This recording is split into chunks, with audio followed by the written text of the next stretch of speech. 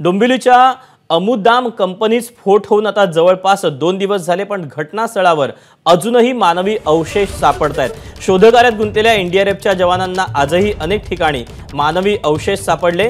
काही अवशेष ढिगाऱ्याखाली आढळलेत, तर काही आसपासच्या कंपन्यांवर सापडलेत।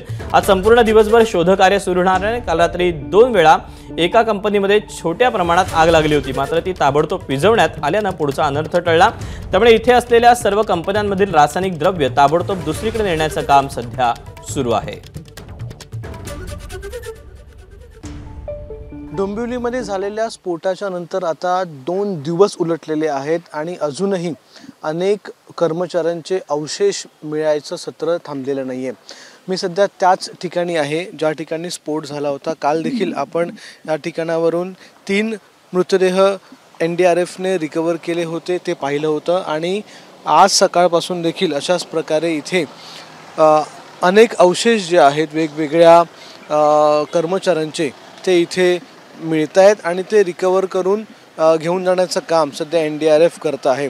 अजूनही एनडीआरएफची टीम घटनास्थळी आहे आणि याच घटनास्थळावरून त्यांचं रेस्क्यू ऑपरेशन आज दिवसभर सुरू राहणार आहे। काल रात्री याच घटनास्थळाच्या मागच्या बाजूला एका कंपनीमध्ये 2 वेळा आग लागली होती आणि ती आग ताबडतोब विझवण्यात आलेली आहे। त्यामुळे अजूनही या कंपनीच्या आतमध्ये ढिगाऱ्याखाली कुठे ना कुठे रासायनिक पदार्थ आहेत आणि त्यांना आग लागण्याचं सत्र सुरू आहे, पण परिस्थिती पूर्णतः नियंत्रणात आहे असं अग्निशामक दलाकडून सांगण्यात आलेलं आहे। आता जर आपण पाहिलं तर पुन्हा एकदा इथे हा ढिगारा उपसण्याचं काम हे सुरू करण्यात आलेलं आहे। जेसीबी लावून पोकलेन लावून हा ढिगारा उपसला जातोय।